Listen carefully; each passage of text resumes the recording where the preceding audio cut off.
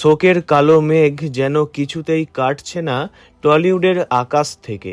অভিনেতা রাহুল অরুণোদয় বন্দ্যোপাধ্যায় মারা যাওয়ার পর সেই ক্ষত এখনও দগদগে। তারই মাঝে এলো আরও এক শোকের খবর। না ফেরার দেশে পাড়ি দিলেন ছোট পর্দার জনপ্রিয় অভিনেতা প্রণব চট্টোপাধ্যায়। মাত্র ৩৩ বছর বয়সেই শেষ হয়ে গেল এক প্রতিভাবান অভিনেতার জীবন।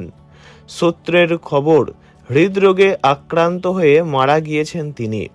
প্রণবের মারা যাওয়ায় শোক যতটা না কাজ করছে, তার থেকেও বেশি আলোচনা হচ্ছে তাঁর শেষ দিনগুলোর মানসিক অবস্থা নিয়ে।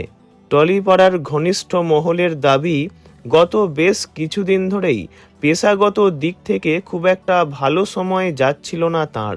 হাতে কাজ ছিল না বললেই চলে। নিয়মিত কাজের সুযোগ কমে যাওয়ায় তিনি অত্যন্ত দুশ্চিন্তায় ছিলেন।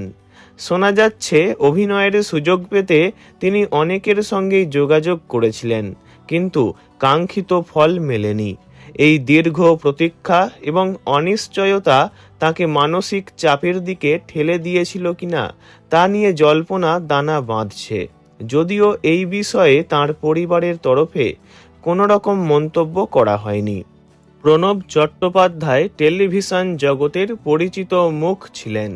তাঁর অভিনয় দক্ষতা দর্শকদের মন জয় করেছিল খুব অল্প দিনেই। তেঁতুল পাতা এবং ভগবান দাসের মতো ধারাবাহিকে তাঁর সাবলীল অভিনয় আজও দর্শকের মনে গেঁথে আছে।